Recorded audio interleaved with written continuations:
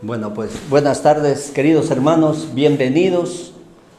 Un domingo más que estamos aquí para participar un poco de lo que Dios quiere decirnos este día. Muchas veces nosotros pues no queremos hacerlo en nuestra voluntad. Como oraba la hermana Consuelo, que decía que ningún pelo de nuestra cabeza se cae sin el permiso de Dios.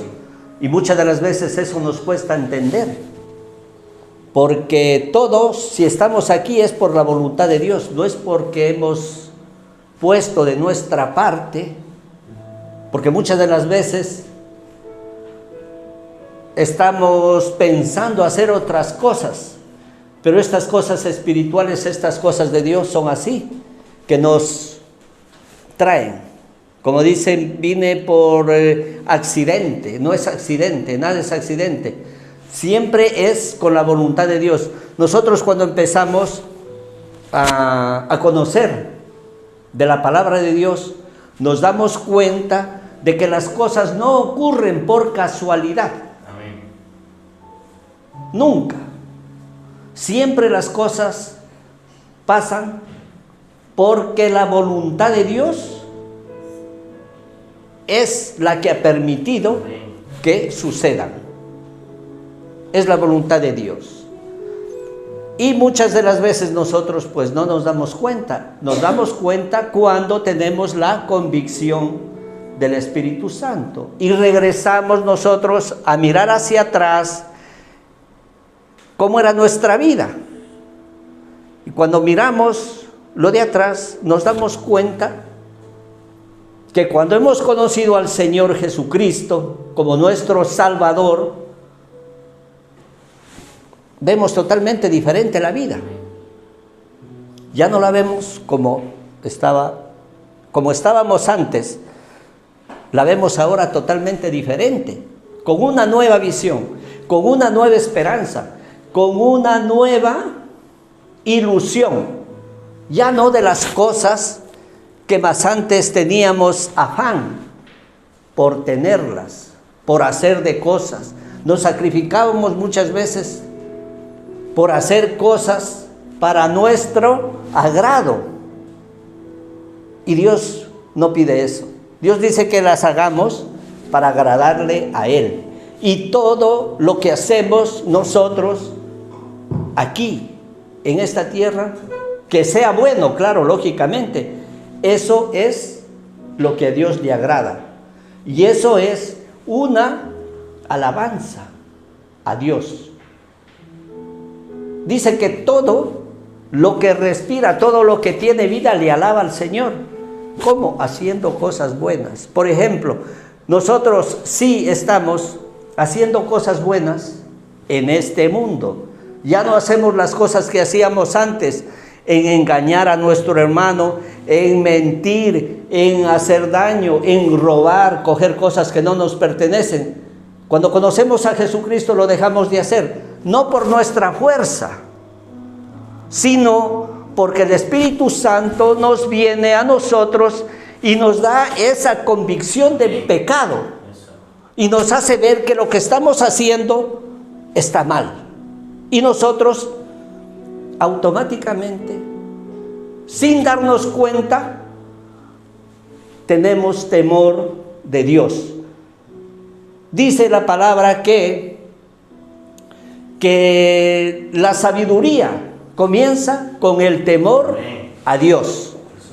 Entonces, cuando somos temerosos de Dios, vamos a adquirir sabiduría. Cada vez que conozcamos más de Dios, vamos a tener más conocimiento de lo que es Dios y de lo que Dios quiere que vivamos. Porque Dios nos ofrece, dice Jesucristo, yo soy el camino, la verdad y la vida. Entonces, al decirnos que Él es el camino, la verdad y la vida, quiere decir que nosotros, dice que Él no nos ofrece una vida como la que hemos vivido antes, sino una vida en abundancia. Y esa vida en abundancia muchas de las veces la interpretamos mal. Muchas de las veces decimos vida en abundancia, pero si yo no tengo dinero. Vida en abundancia, pero si yo no tengo casa. Vida en abundancia. No me he casado todavía, no tengo mujer, o tengo una mujer mala o un marido malo. Y Dios dice que tenga vida en abundancia. De cualquier forma, podemos decir que no tenemos una vida buena cuando conocemos al Señor. ¿Por qué? Porque no nos damos cuenta. No nos damos cuenta. Yo les hablo con la experiencia mía. Por ejemplo, hace años atrás, ¿cómo vivía yo? Sin el Señor. Estoy hablando de hace 6 años atrás. Porque 6 años son los que llevo yo con el Señor. ¿Cómo vivía? Una vida de abundancia, decía yo. Tenía finca, tenía camión, tenía 3 casas, y de las cuales ahora mismo no tengo nada. Físicamente. Pero yo no anhelo nada de... No anhelo nada de esas cosas que yo tenía antes. No anhelo nada. ¿Por qué no anhelo? Porque ahora conozco la verdad. La verdad que es Jesucristo, que es Dios. Y a mí no me hace falta nada. Con tenerlo a Dios tengo todo. ¿Qué pasaba? Les doy este ejemplo porque ¿qué pasaba cuando yo tenía casa, tenía camión, tenía la finca? Tenía dinero, pero tenía algo que no llenaba mi vida, que no llenaba mi corazón. Y ahora no tengo nada de eso, pero tengo mi corazón tranquilo. Puedo dormir, no les miento, 10 horas. Me acuesto a las 8 de la mañana y a las 5 de la mañana me despierto. Pero duermo relajado, lo que antes no podía dormir. Esa es la paz que Dios nos da. Esa es la paz que nos hace experimentar, que Él nos dice que Él nos da una paz que sobrepasa todo entendimiento. Y eso es lo que muchas de las veces no entendemos. Esa paz solamente es inexplicable. Simplemente nosotros, ¿cómo vamos a testificar eso? Con la experiencia personal de uno. Y uno se experimenta a Dios, uno personalmente. No lo que yo les estoy hablando les va a servir a ustedes, ustedes van a escuchar. Pero cada uno de nosotros tenemos una experiencia que nos ha pasado. Una cosa y decimos, no, sí, lo que dijo es verdad. Entonces así es como nosotros vamos a ir experimentando vivir con Jesucristo. Antes de empezar a lo que Dios quiere que les comparta a ustedes esta tarde, vamos a orar. Padre, te damos gracias, Señor, porque tú, Señor, vas a poner las palabras en este servidor tuyo, Señor. Gracias te damos, Señor, por esta maravillosa tarde. Bendecimos, Señor, a esta iglesia, Señor, que todos los domingos vemos una cara diferente, Señor. Así queremos que este lugar se llene, Señor, que traigas a tus ovejas, Señor, tráelas aquí a que escuchen tu palabra, Señor. Te lo pedimos, Señor, en el nombre de Jesús, que todo lo que se diga en esta casa sea, Señor, para la gloria y la honra tuya, Señor. Gracias te damos, Señor, por aquellas personas que han venido y las que no han venido, Señor, que escuchen esto, Señor, porque esto es transmitido para todos aquellos personas que nos siguen desde los canales, Señor. Gracias te damos, Señor, por este lindo tiempo, en el nombre poderoso de Jesús. Amén. Amén. Y amén. Vamos a darle un aplauso al Rey de Reyes, Señor de Señores. Vamos a Efesios 4, el 1 y el 2.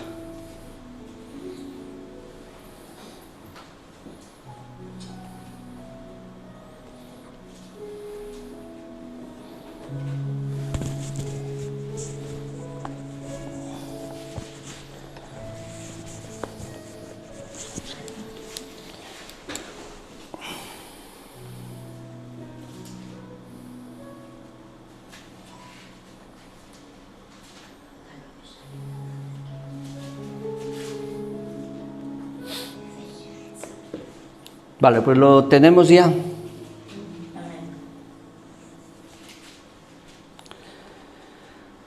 Dice el hermano, el apóstol Pablo, dice, yo pues en el Señor, yo pues preso en el Señor, os ruego que andéis como es digno de la vocación con que fuisteis llamados, con toda humildad y mansedumbre, soportándoos con paciencia los unos a los otros en amor. Palabra de Dios. Vamos a centrarnos en estos dos versículos que me llenaron mucho, me impactaron mucho porque son cortos, pero dan mucho que decir, porque aquí nos hace ver cómo el apóstol se humillaba ante las personas que él conocía y a las personas que él les predicaba, porque él decía que él se pone a la altura de cualquier persona que él se encontraba con un pobre, pues él se ponía a su altura, se encontraba con un rico a su altura, se encontraba con los escribas y los fariseos y él discutía con ellos. Él defendía mucho la palabra de Dios porque él era un hombre muy preparado. Pero esa preparación es la que, cuando la sabemos aprovechar a esa sabiduría, nos volvemos, ¿cómo? Más humildes, cuando la sabemos aprovechar. Pero cuando no, cuando más sabemos, nos enaltecemos, nos orgullecemos. ¿Por qué? Porque así es la naturaleza del hombre. Yo quiero que mi título esté aquí, ponga Doctor José Mejía. Por acá, bueno, si tengo muchos títulos, otro título, Ingeniero Electrónico José Mejía. Y así, entonces nos sentimos halagados por eso. Y eso es un orgullo que tenemos la humanidad. ¿Qué más da? Seamos lo que seamos, no nos hace más ni menos. Porque dice que la sabiduría, entre más uno se sabe, uno tiene que ser más humilde, más humilde. Y esto nos enseña el apóstol Pablo cuando nos dice aquí, yo pues preso, dice, preso en el Señor, os ruego que andéis como es digno de la vocación con que fuisteis llamados. Entonces aquí en este primer versículo a mí me llamó mucho la atención, porque muchas de las veces nosotros leímos así y claro, yo digo, ¿qué será ser digno? ¿Qué es ser digno? Digno. Yo he escuchado muchas veces a la palabra digno, pero el concepto es sí, no sé lo que es, no sabía. Entonces consulté y dice merecedor de la cosa que se expresa, merecedor de la alabanza o de cualquier elogio que te hagan. Te lo mereces. Eso es ser digno, porque te lo mereces, ¿sí? Por eso nosotros decimos al Señor que es digno de toda alabanza y toda adoración. ¿Por qué? Porque se lo merece. Se lo merece. En este mismo versículo hay otra palabra que me llamó la atención, vocación. Dice que vocación vale, dice, por llamamiento de Dios, pero llamamiento de Dios. Algo que lo hago es un llamamiento. Dice, algo que lo hago con amor, felicidad, porque te gusta hacerlo. O sea que un llamamiento es como un don de Dios, que hay que hacerlo no porque nos obligan. Esa es una vocación.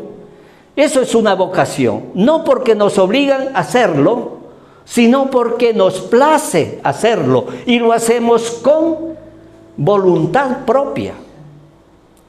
Y muchas de las veces nosotros, si venimos al mundo, no vayamos lejos, cada quien a ver quién trabaja en lo que le gusta trabajar aquí. Yo creo que nadie. Entonces trabajamos por necesidad, porque nos obligan a hacerlo.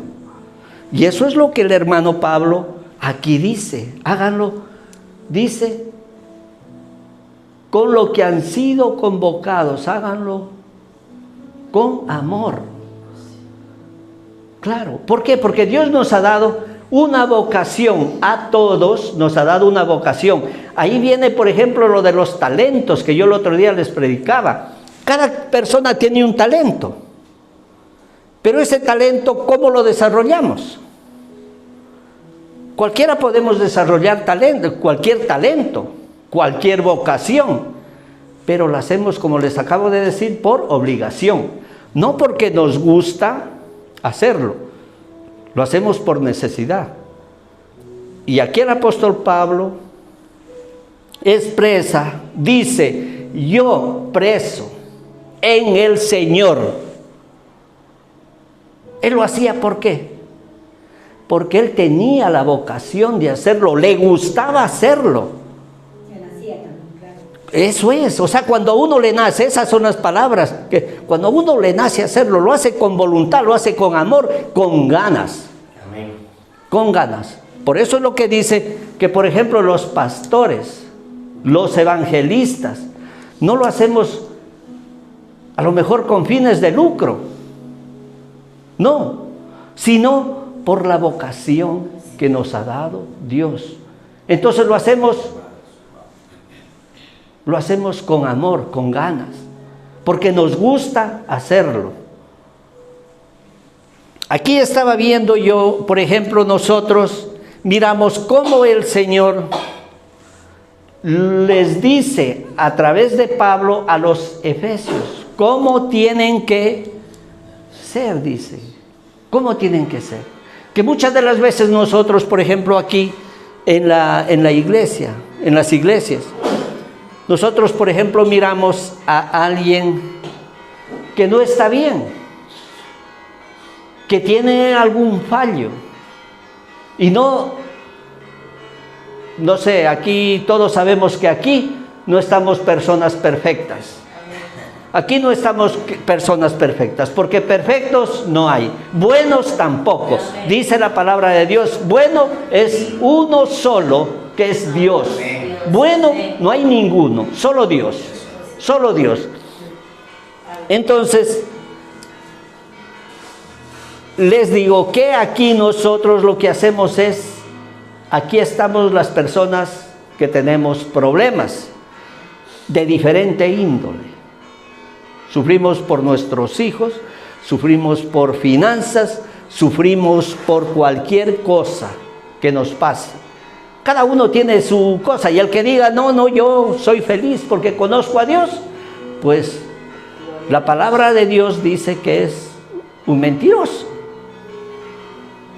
Entonces, todos tenemos problemas, pero aquí el apóstol Pablo nos dice cómo tiene que ser uno. Por ejemplo, aquí en la iglesia, cuando miramos a un hermano que no está andando en los caminos correctos, ¿qué hacemos nosotros? Lo primero es criticarlo o no reprenderlo, porque no somos sinceros. Lo primero que hacemos es le contamos a la que está al lado, le decimos, mire el hermano cómo está, mira cómo es, no pone atención, se está durmiendo en la prédica, tal. Él no se da cuenta, queridos hermanos, él no se da cuenta de lo que está haciendo, porque el último que se da cuenta es uno del error, del pecado que se está cometiendo. El último que se da cuenta. Todo el mundo sabe que ese hermano se duerme, pero él no sabe que se duerme. No se entera. Él no se entera. Entonces, para eso estamos nosotros, los hermanos, que vayamos humanamente. ¿Cómo vamos nosotros? Vamos a decir, mire hermano usted, y el hermano por decir, sale a tomarse el café y afuera está ahí sí para hablar, sí no se duerme. Ahí no se duerme, ahí está listo para que pónganme un té, un café o lo que quiera que sea. ¿Qué pasa? Viene un hermano, dice, principalmente yo le dijera, hermano, ¿cómo aquí viene y aquí sí pide café y aquí no se duerme? Venga, usted la prédica se estaba durmiendo. ¿Qué me va a contestar el hermano? ¿Qué me va a decir? Se va a dar cuenta de que yo no le estoy diciendo con amor a ese hermano, lo estoy reprendiendo no con amor, sino a lo mejor el hermano pues es como yo y no tiene carácter y me suelta también y me dice lo que yo soy. Entonces, para eso aquí la Biblia nos enseña cómo debemos de actuar. ¿Cómo tenemos que actuar? Con amor, con paciencia.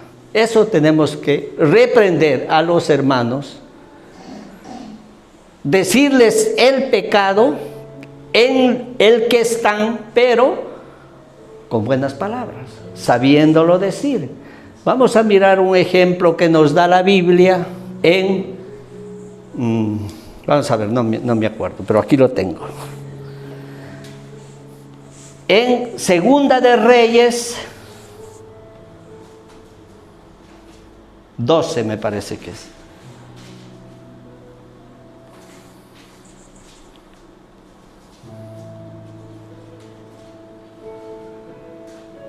No, Segunda de Samuel, perdón.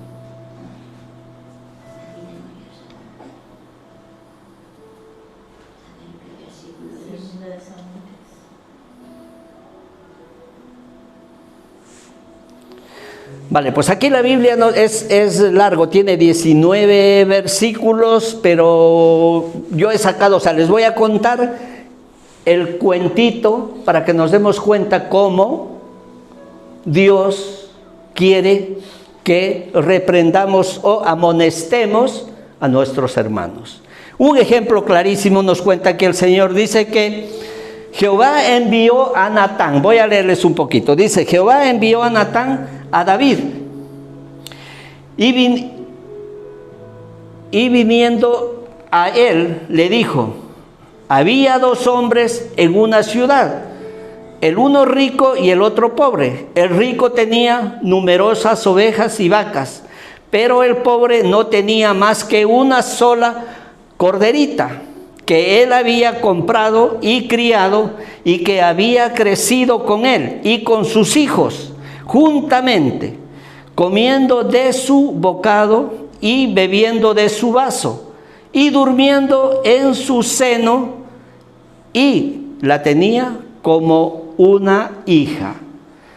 Ese es el cuento que le cuenta Natán al rey David. Entonces, continúa el cuento y le dice él, Natán, le dice, mire señor, al rey David, yo he venido para pedirle un consejo a usted que me dé. Entonces le sigue contando el cuento, dice, bueno, ¿y qué pasó con este hombre rico y con este hombre pobre? Le dice, mire, que el hombre rico, vino un amigo de un extranjero, vino a visitarlo, y para atenderlo a él, en vez de él matar una de sus ovejas o una de sus vacas que tenía para atenderlo, le pide la única ovejita que tenía el hombre pobre y la mata y se la da. Y lo atiende con eso a su amigo. Dice, y quiero saber, ¿qué me aconseja usted? ¿Qué puedo hacer? ¿Qué puede hacer usted, mi señor? Le dice. Entonces el rey David, encolerizado, enfadado y todo eso, le contesta. Vamos a ver lo que le contesta el rey David.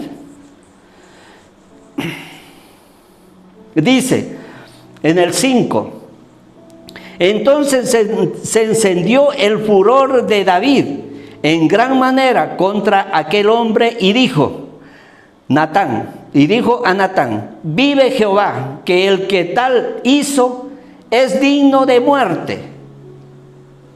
El rey dijo que lo matase a este hombre rico que había hecho eso. Pero aquí viene la sabiduría de Dios. ¿Cómo quiere que nosotros hagamos ver el pecado del hermano sin enfadarlo? Aquí, por ejemplo, este Natán vino y le sacó bonito, hacerlo declarar a él mismo, a David mismo. Eso es lo que quería, porque si viniera y le decía, mira, tú has hecho esto, se hubiera enfadado. Hubiera dicho, ¿cómo? Yo no, porque así somos. Yo durmiéndome aquí en el culto, ¿qué dices? El que te duermes eres tú, y discutir. Y no sabía nada, no se enteraba ni nada. Pero entonces Natán, al decirle esto, el rey David dice, no, este se merece la muerte. Entonces vamos a leer lo que Natán le dice a David.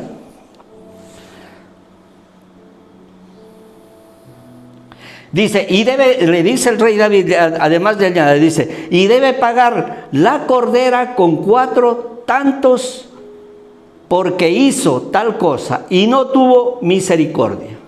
Eso le dice David que le haga a este hombre. Pero ¿qué pasa? Que Natán le estaba contando lo que David había hecho antes. Cuando, ustedes se acuerdan, los que leen la Biblia, cuando David estuvo en la terraza, salió a pasearse, miró al lado y estaba una mujer bañándose, dice, y lo tentó a él y la mandó a llamar. Y era la mujer de Urías, un general del ejército. Entonces, a ella la cogió y le robó. A él la mujer, pero de eso no va el tema. Esto se refiere a que cómo uno tiene que ser en amonestar a los hermanos. La manera como tiene que ser, una manera bien suavecita, cosa que uno mismo se dé cuenta del pecado en el que está. Porque aquí le dice,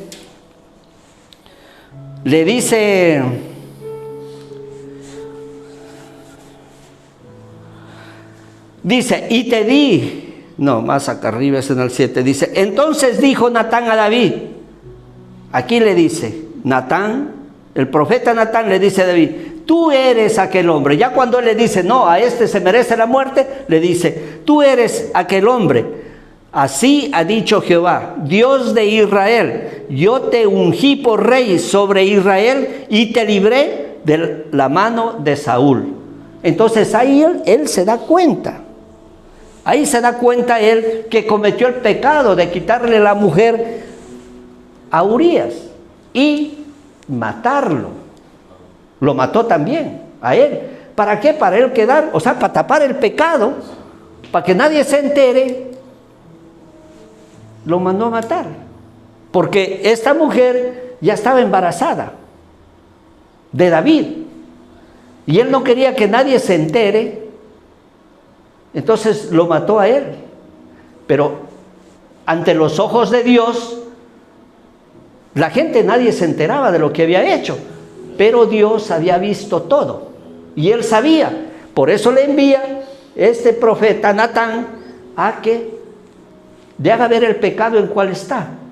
Entonces aquí es cuando David se da cuenta, cuando el profeta le dice, ese hombre eres tú, porque tú le quitaste, dice, tenías tantas mujeres, le dice, tantas mujeres, y le quitaste la única mujer a ese hombre. Ahí es cuando David se arrepiente y, según se dice, que escribió el Salmo 51. Vamos a leer el Salmo 51 a ver qué nos dice.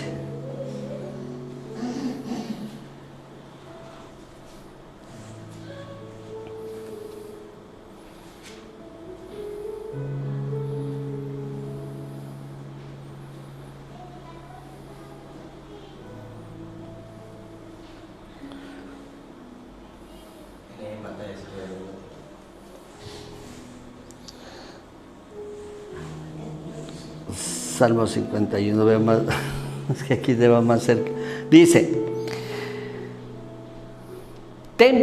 Salmo 51, sí, dice, ten piedad de mí, oh Dios, conforme a tu misericordia, conforme a la multitud de tus piedades. Borra mis rebeliones, lávame más y más de mi maldad y limpia de mí el pecado. Y límpiame de mi pecado. Porque yo reconozco mis rebeliones y mi pecado está siempre delante de mí. Aquí es cuando él se arrepiente y viene al Señor, arrepentido de lo que había hecho. Porque como les decía, nosotros no nos damos cuenta de lo que hacemos. Siempre necesitamos a alguien. Por eso les digo que es bueno que alguien nos diga en lo que estamos fallando. Nos diga, no, esto no está bien que hagas. ¿Para qué? Para enmendarlo. Porque si no, no nos damos cuenta. Como decimos, pues a los que nos apestan los pies, nosotros no sabemos que nos apestan, pero los otros sí. A nosotros nos dicen, oye, te huelen los pies. Y decimos, no, a mí no, si me acabo de bañar, me acabo de duchar. Pero que eso es la manera en que el Señor quiere que seamos y nosotros permitamos a una persona que nos vea los fallos. Eso es muy bueno, queridos hermanos, que alguien nos vea y nos diga, mira, en esto estás fallando. Esto no está bien. Pero ¿han escuchado cómo vino este profeta Natán? ¿Cómo vino a decirle a David, al rey? Le sacó suavecito la verdad, para que él se dé cuenta y se arrepienta de lo que había hecho. Porque nosotros, pues como les decía yo la otra vez, todos nacemos en pecado. Todos nacemos con un toro dentro. Los hombres y las mujeres con una vaquita pequeñita. Conforme va creciendo uno, pues el torito también va fortaleciéndose. Y cuando nos dicen lo que no, es que nosotros estamos acostumbrados a que nos aprueben. Todo lo que nosotros decimos, queremos que nos digan, no, sí, está bien. O queremos que todo el mundo piense como nosotros pensamos. Eso es lo que todo el mundo queremos. ¿O no? Yo quisiera que sean así como yo. Pero no. El pastor, María, Marta, María, Consuelo, quieren que todo el mundo les apruebe. Que digan sí. A nuestros hijos, ¿qué les decimos? ¿Por qué no eres como yo? ¿No ves yo esto, yo lo otro, yo lo otro? Y no, es así. Porque cada persona nacemos con nuestros propios sentimientos. Dios nos hizo, dice la palabra de Dios, nos hizo únicos. No somos clonados. No somos hechos como robots programados para hacer lo que otra persona quiere que seamos. Cada uno de nosotros somos diferentes en pensar, en hacer las cosas, en todo. Entonces, si nosotros no soportamos al hermano, yo no soporto al hermano, ¿por qué yo quiero que a mí me soporten? ¿Ya? ¿Por qué? Si yo no tengo que obligar, si yo no soporto al hermano, pues, ¿por qué yo le exijo que él sí me aguante todas mis cosas? ¿No? Entonces, y muchas de las veces somos así, la mayoría somos, y hombre, que Dios ayude, que el Espíritu Santo venga y cambie nuestra manera de ser, cambie nuestro carácter, cambie nuestro comportamiento, porque no nos aguantamos, no dejamos pasar una. Estamos siempre ahí contestando, contradiciendo a todo el mundo. ¿Por qué? Porque creemos que nosotros somos los que tenemos la razón, y la razón no la tenemos. Hay que saber escuchar también a la otra persona. Hay que saber escuchar para poder nosotros hacer lo que David hizo de arrepentirse, porque si no, no se arrepentía del pecado que él había cometido. Entonces aquí me gusta de David en el Salmo, en el 51 mismo.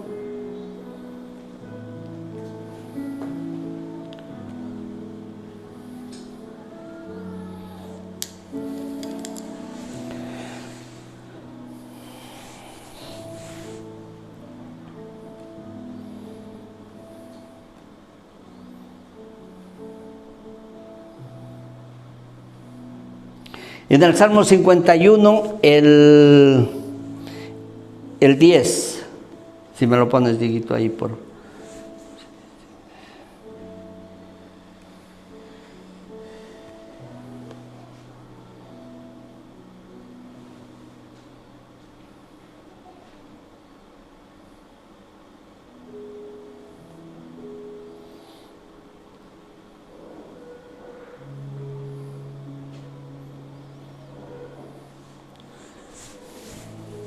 Dice, crea en mí, oh Dios, un corazón limpio y renueva un espíritu recto dentro de mí. Crea en mí, oh Dios, un corazón limpio y renueva un espíritu recto dentro de mí. Un corazón limpio. Dice, y renueva un espíritu recto dentro de mí. No me eches de delante de ti y no quites de mí tu Santo Espíritu. Es lo que siempre nosotros le pedimos a Dios. Que no nos quite el Espíritu Santo, como dice María. Que siempre el Espíritu Santo esté siempre con nosotros. No nos apartemos de Dios, porque Dios, Él nos mandó al Espíritu Santo para que esté siempre con nosotros. Siempre va a estar con nosotros, el Espíritu Santo. Aquí dice en el 17, que también me gustó, dice, los sacrificios de Dios son el Espíritu, dice, quebrantado. Esto me llamó mucho la atención, dice, los sacrificios de Dios son el espíritu quebrantado, al corazón contrito y humillado, no despreciarás tú, oh Dios, le dice. Cuando viene el Espíritu Santo contrito y humillado, y uno viene ante Dios con un corazón contrito y humillado, dice que Dios no los va a despreciar. Dios no va a despreciar.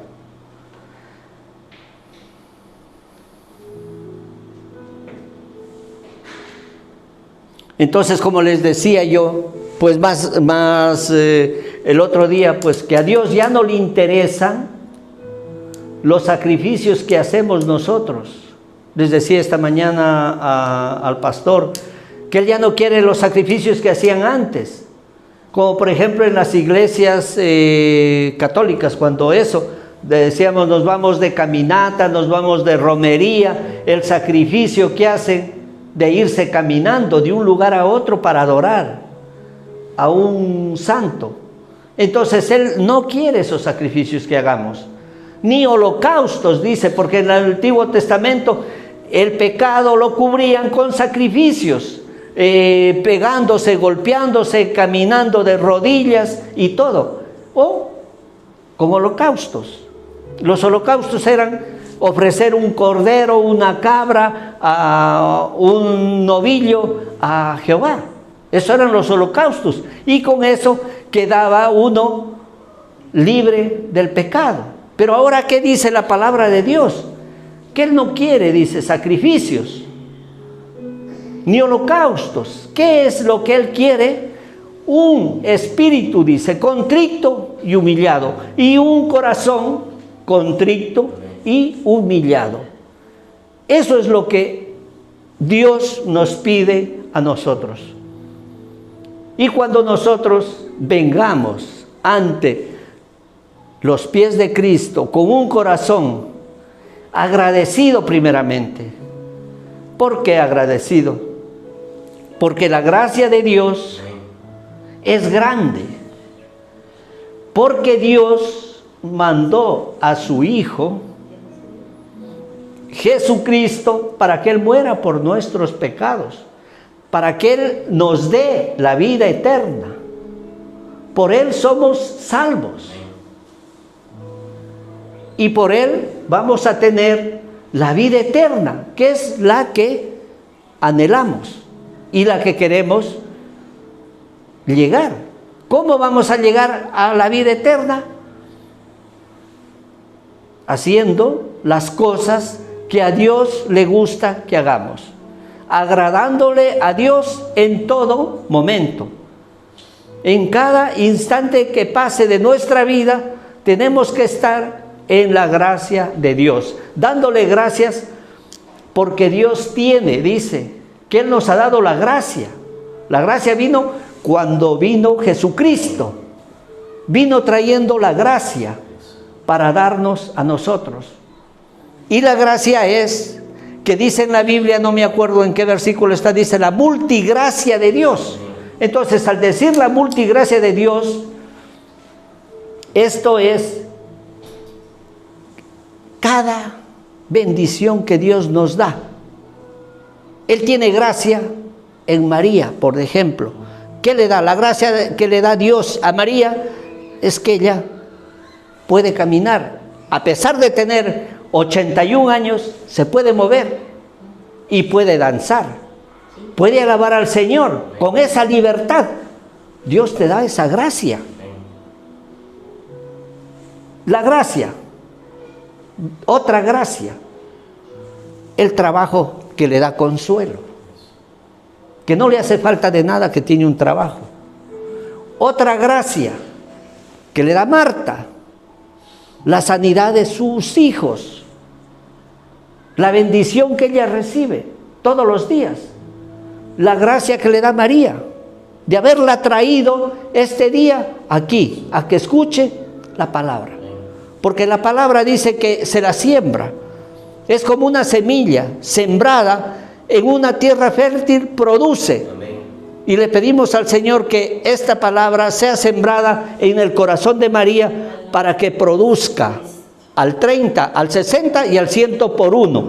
Le pedimos en el nombre de Jesús que esto sea una palabra que llegue a su corazón y que ella entienda de que esto no es, como dice la palabra de Dios, no es por fuerza, no es por ejércitos, sino por su Santo Espíritu. Nosotros no hacemos nada para traer aquí a la gente. Simplemente lo que hacemos es compartir la palabra, compartir las experiencias que hemos tenido. Y esas experiencias las traemos acá y las contamos. Y no nos creen, pero cuando nosotros las vivimos, entonces decimos sí, sí funciona. Pero para eso uno tiene que experimentar. ¿Y qué es experimentar? Hacer la prueba, probar. Porque nosotros lo último que hacemos es consultar a Dios las cosas. Eso es lo último que hacemos. Nos falta dinero. Voy a llamarlo a César. César me dice que no tiene, voy a llamarlo a John. John me dice, no, voy a ver, dice, este no me va a prestar, lo llamo a otro. Y viendo que nadie me presta, entonces sí me cojo la cabeza y digo, ay Dios mío, ¿y ahora qué hago? Y mañana tengo que pagar. Eso es lo que hacemos. ¿Por qué? Antes de llamar a César, antes de llamar a John, venir ante Dios, decirle, Dios mío, tú sabes la necesidad que yo tengo y vengo aquí a tus pies. Tú sabrás lo que haces con este problema que estoy pasando. No hace falta decírtelo porque tú lo conoces. Más que nadie, tú lo conoces. Y él dice, no, me buscó a mí primero. Me buscó a mí primero. Vino primeramente a mí. Que él sabe. A él no hace falta que le digas nada, pero a él le gusta que confesemos. Que confesemos nuestras necesidades, como decía el pastor esta mañana, y no es solamente de pedir. No es solamente de venir, Dios mío, dame ese dinero, Dios mío, dame un carro, Dios mío, dame una casa, Dios mío, dame esto, dame lo otro. No. Pedir. Sí, hay que pedir, pero también ser gratos, ser agradecidos con Dios. Primeramente, dale las gracias. Los que conocemos de la palabra de Dios, como dice en Romanos 8:28, dice, a los que aman a Dios, todas las cosas les ayudan para bien. Entonces nosotros que somos conocedores de la palabra de Dios, si algún día nos va mal en la vida, tenemos algún problema, ¿a dónde vamos? ¿O qué pensamos? No pensemos, ¿por qué me está yendo mal? ¿Por qué metí las patas aquí, donde no tenía que meterlas? Vengamos primeramente aquí, a la presencia de Dios, y digámosle, Dios mío, ¿para qué estoy pasando esto? ¿Para qué? Tú sabes para qué. ¿Y saben para qué es? Para uno fortalecerse más. Para fortalecerse más, para tener más fuerzas, como decía el pastor, contaba el ejemplo esta mañana de empujar la piedra, esa inmensa, y no la movía. ¿Pero qué estaba? Ejercitándose. A lo mejor este trabajador, este siervo, era muy debilucho y no tenía fuerzas para hacer algún trabajo que le encomendaba que haga. Yo me puse a pensar así. Entonces él dijo, lo voy a entrenar para que coja músculos, y una vez que tenga los músculos, ya lo utilizo para que me haga esto. A lo mejor quería que arrastre la carreta, que entre los dos lo hacían, y él ya no podía hacerlo entre los dos, o quería que lo haga él solo, que podía hacerlo, pero como no tenía la fuerza necesaria, lo puso a entrenar, a empujar la piedra que no la podía mover, hasta que cogió músculos. Entonces así es como nosotros nos fortalecemos espiritualmente. Hacemos músculos, pero espirituales. Hacemos músculos espirituales. Entonces, lo que les quiero decir, queridos hermanos, es que vengamos aquí a escuchar la palabra y ponerla por obra. Porque muchas de las veces lo que les digo, nosotros escuchamos, nos dicen, pero no la ponemos por obra. Y eso es lo que fallamos. Yo el primero. O sea, las prédicas que yo doy soy porque estoy fallando yo en eso. Ojo, no es para ustedes. De verdad les digo. Yo que saco, venir a decir, no, si yo les doy la prédica, que sean más humildes, porque yo ya soy humilde. No, esa prédica es para mí, porque yo no soy nada humilde. A mí me cuesta ser humilde. No sé a ustedes. Y si son humildes, gloria a Dios. Pero me la predico yo así. Y por eso es lo que me escucharán mucho en predicar. Todo lo que predico yo es porque yo estoy fallando ahí y quiero aprender más. ¿Cómo aprendo? Viniendo aquí a la Biblia y sacando los versículos que me dan caña y digo, pues ahí estoy fallando, me falta más amor, me falta más paciencia para responderle a mi mujer, que yo soy muy espontáneo para responder y respondo, como me dice ella, con vainas. Yo no sé, en Ecuador es otra cosa, vainas, pero en Colombia vainas es bueno, que con otra intención, ¿sí? Doble sentido que dicen, eso, ¿sí? Para que me entiendan los ecuatorianos. Entonces yo le contesto con doble sentido. Y claro, ya pueden imaginarse lo que es. Entonces yo estoy viendo que yo estoy fallando. Y yo le estoy pidiendo a Dios que me dé la sabiduría. Por eso les pongo esos ejemplos. Que es mejor venir a la persona y decirle esto con buenas palabras. No venir y decirle, mira, tú me contestas con vainas. Ay, tú no te das cuenta cómo me vaineas a mí también. O como quieras decir, no. O si me dicen con buenas palabras, digo, sí, es verdad que yo en eso fallo. Así. Y me impactó mucho este profeta Natán. ¿Cómo vino con esa sabiduría a sacarle de mentira a verdad lo que decimos nosotros a David, lo que él había hecho? Y ahí fue cuando David vino y dijo, en verdad yo he pecado, y vino ante Dios humillado y arrepentido, dice, con un corazón contrito y humillado. Queridos hermanos, con un corazón contrito y humillado ante los pies de nuestro Señor Jesús. Y tengámonos paciencia los unos a los otros, dice. Tengámonos paciencia los unos a los otros. Que eso nos falta muchísimo. Bueno, al menos a mí.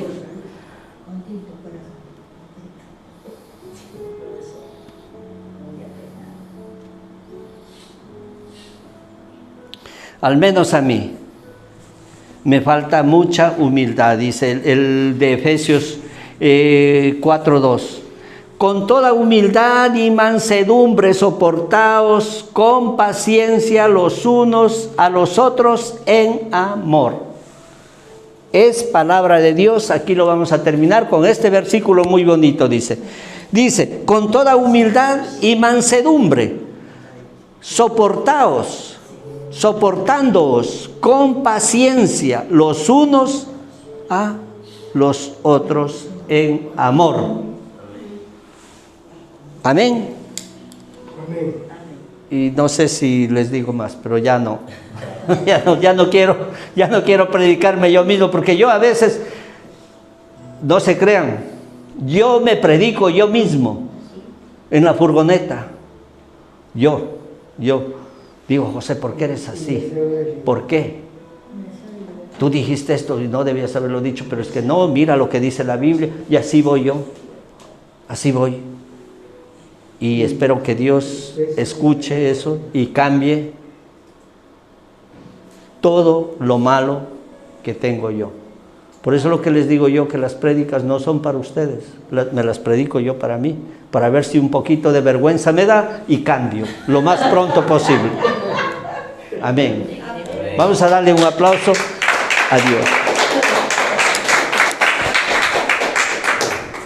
Y Padre, te damos gracias, Señor, por este día. Gracias, Señor, porque nos has traído tu palabra, Señor. Gracias por enseñarnos, Señor, a amonestar a nuestros hermanos con amor, con paciencia, Señor, soportándonos los unos a los otros con amor, dice tu palabra, Señor. Gracias te damos por este lindo tiempo, Señor. Te pedimos que los bendigas, que hagas resplandecer su rostro sobre cada uno de ellos, Señor. En el nombre poderoso de Jesús. Amén. Un aplauso al Señor.